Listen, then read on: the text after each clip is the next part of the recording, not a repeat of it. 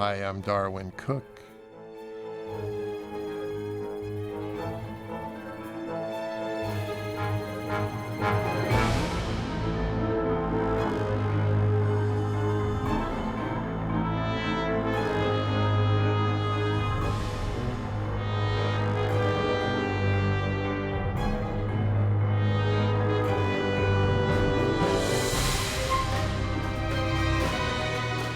I think that when it came to adapting New Frontier from the page to the screen, there were several problems we had to surmount. And, quite frankly, I think the biggest problem was compressing the script, not just into the time, but to keep it an effective story.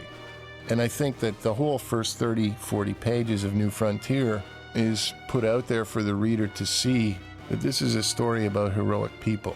This is not a story about superpowers. I think another thing that was important about the way we started the actual book was it gives us an opportunity to look at what some might refer to as the romantic notion of warfare. As we recall, the first chapter of the book is titled Analog Heroes, and it's an opportunity for us to get one last glimpse, as it were, of men fighting and combat before it's taken out of their own personal control. I became very caught up in the notion that characters like the losers, these characters were willing to risk everything, the same as Green Lantern was, but they didn't have any fancy ring, and they could be killed. When that chapter ends and these men meet their end, we turn the page and we realize that the very next step in our story is the end of the war and how that end is achieved using atomic bombs and remote control.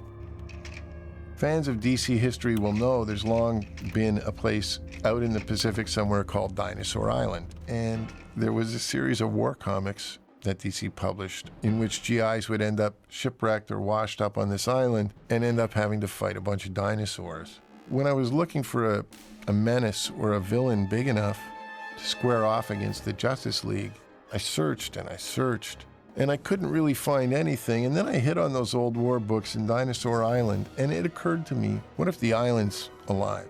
What if the dinosaurs that are on this island are really just food? The thing is so big that when the Ice Age hit, it took a bunch of the dinosaurs with it on its back and went out into the ocean and created its own environment. Once I had that, I thought, wow, now I've tied everything on the DCU into this story, and I've done it in a way that I think I can get away with because I'm not contradicting anything.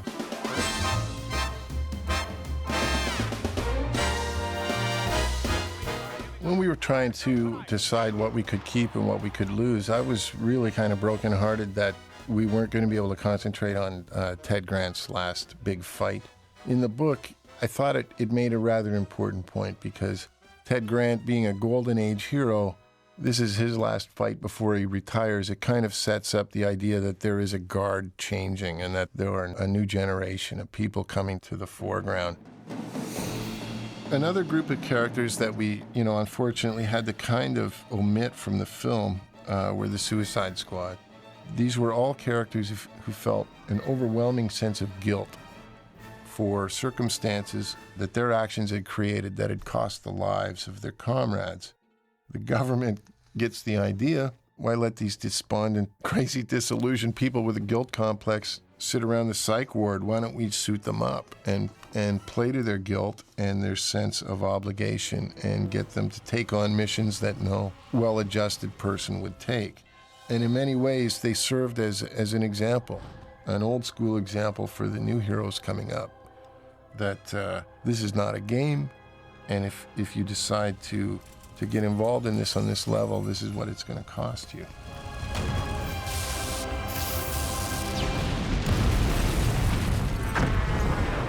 One of the groups of characters that appears far more prominently in the book is the Challengers of the Unknown.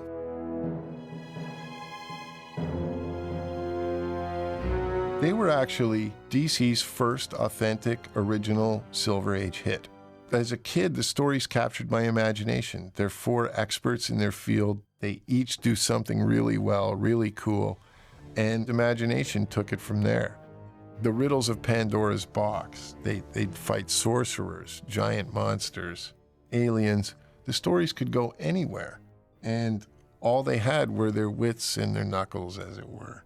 Yeah, I fell in love with them when I was a kid.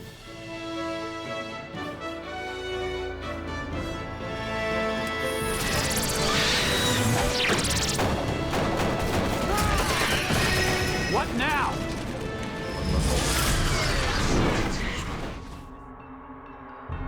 One of the thematically most difficult things I had to do when I was constructing New Frontier was I made a commitment to reflect real-world issues. Probably one of the most important ones in America at that time was the civil rights situation. As I went through the list of what DC did have, one of the ones I came up against was John Henry Irons, who was Steel from the Death of Superman arc.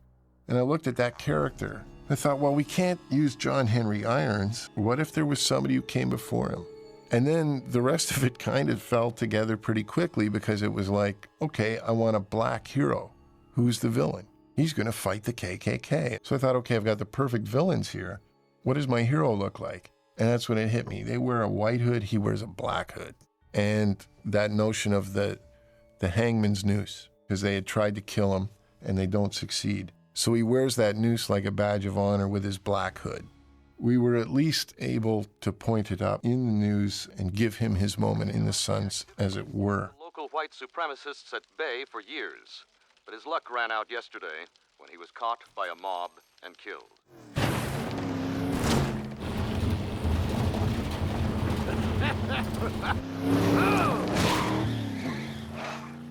Look, Ace, you know that ever since I was a kid watching my old man fly, I wanted to see the stars. If we made a tactical error with the film that I can see looking back on it, I wonder if we shouldn't have opened on the scene where a young Hal Jordan sneaks onto Edwards Air Force Base in order to meet his hero, Chuck Yeager. It's a key scene at the beginning of the book. It really nails Hal's character for us, and it shows us exactly who this young man is and what it is he wants to do. The scene evokes the magic of the era for even people who don't understand who superheroes are. Because if you want to talk about American heroes, it's pretty hard to beat Chuck Yeager. He's definitely one of my heroes. He's one of the last examples of a man who would do something for the sake of doing it. Not for the money, not for the glory, but for the sake of the challenge. I'd always known when I was writing New Frontier, it's always good to know where your story is going to end. And I realized I wanted to end on the moment that we all consider the beginning, which would be the Justice League's first appearance, where we see them battling Starro. I used that cover image as the end of my story, and I kept that in my head from the very first day I started working on it. Was whatever I do with this story, I have to make sure that my characters and the circumstances all bring us up to that moment, and that I don't contradict anything that moment is about. When I sat down to do New Frontier, I said, these things are all immutable truths in the DCU. What can I do to infer certain things without saying it out loud, so that the reader has an opportunity to make certain decisions about how things connect up? So in an effort to start tying all this together and giving it logic, I got to the point where I realized in many ways Starro and the Center are very similar. They have telepathic powers. The Center is homegrown, which is to say it evolved here on Earth. Starro's an alien. But there are a lot of certain similarities. So I did set up at the end of the book when the Center is blown up and Green Lantern exiles the remnants to space. We do see one rather star-shaped piece of debris drifting off into deep space. Whether that piece of debris went out into deep space, got bathed in some sort of radiation, grew bigger, and then came back, I can't say. That's up for the reader to say and scholars to debate. But I always like to leave that notion there that a piece of the Center that ended up in space maybe is what mutated into what became known as Starro.